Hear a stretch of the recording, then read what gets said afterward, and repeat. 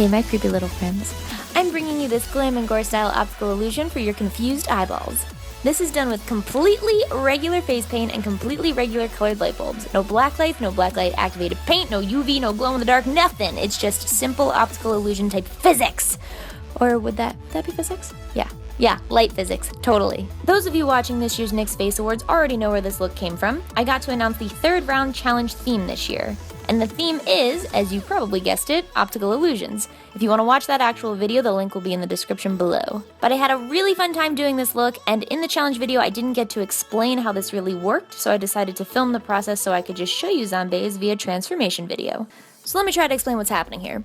As you can see, when holding a blue light up to the face, it tricks the eye into seeing only the blue pattern that's drawn. When holding a red light up to the face, it does the same, only for the design drawn in red. That's how it's able to switch in real time from the glam makeup design to the gore creepy little monster dude.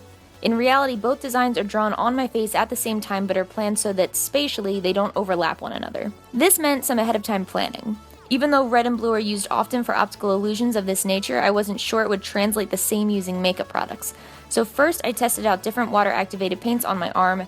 The very first red I tried worked great, but I tested every shade of blue I could find, which was about 12. Because I had trouble finding one that disappeared enough when the red light was on. I ended up going with a cobalt blue. A dark royal blue was a close second, but I decided ultimately it was too dark, and anything lighter than this cobalt looked really great under the blue light, but it was still way too visible under the red light. Moral of the story is, you may have to experiment to find the shade that will work best. The black in this illusion is absolutely necessary, and I'll get to that in a little bit, but let me also quickly say that you want to paint your red and blue directly onto your skin and not on top of the black. With water-activated paints like these, it's actually very easy to paint directly on top of other colors without muddying them, as long as each color dries before adding on top. However, in my test, I tried it out with the red or blue directly on my skin, then filling black around it, or painting the red and blue directly on top of the black, and it definitely cuts down the success of the illusion significantly when it's done on top of the black. Especially the finer the lines get, they become nearly invisible even under the corresponding light.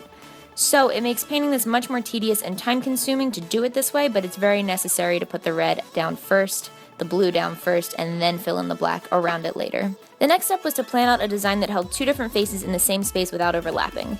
I wanted to do one beauty-related design and one creepy design for obvious channel name-related reasons, but you could do anything with this. You could do patterns, you could do different faces, you could body paint an entire suit this way. The tricky part is keeping both designs simple enough that the eye can quickly differentiate what it's looking at, though, between color switches. If you do patterns, you want to make sure that the patterns are different enough that it's obvious when the switch happens, beyond it being just a different color, if that makes any sense. I'm not sure it does. I kept my design simple because I found that adding many more details with this particular idea didn't work, because any features I could add on top of this point would overlap with features from the other, thus leaving a black hole in places that it shouldn't have a black hole, or losing the switch effect in those areas entirely because it's just too much going on. Again, you'll have to experiment. I very roughly drew mine out on a face chart and tested it under red and blue lights before doing the full thing on my face. So this is me doing basically all of that stuff. As far as the hard science goes, well, it has something to do with color absorption. Going straight off of what I found on sciencelearn.org for a more layman's explanation, and I quote, "A red shirt looks red because the dye molecules in the fabric have absorbed the wavelengths of light from the violet-blue end of the spectrum. If only blue light is shown onto a red shirt, the shirt would appear black, because the blue would be absorbed and there would be no red light to be reflected. White objects appear white because they reflect all colors, black objects absorb all colors, so no light is reflected." I'll leave the link to that page in the description below if you want to wrap your brain around this a bit more, but more or less that's the Explain It Like I'm 5 version, and also why this illusion has to have black surrounding the design areas. Without it, the blue paint never disappears under the red light, it just turns to black, and vice versa for the red paint.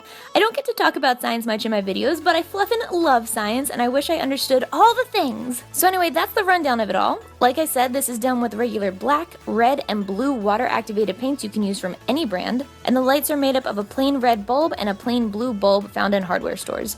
This effect is inexpensive, accessible, and a really cool little optical illusion to incorporate into makeup. Hope you guys enjoyed it, and I will see you soon for the next Disney princess tutorial.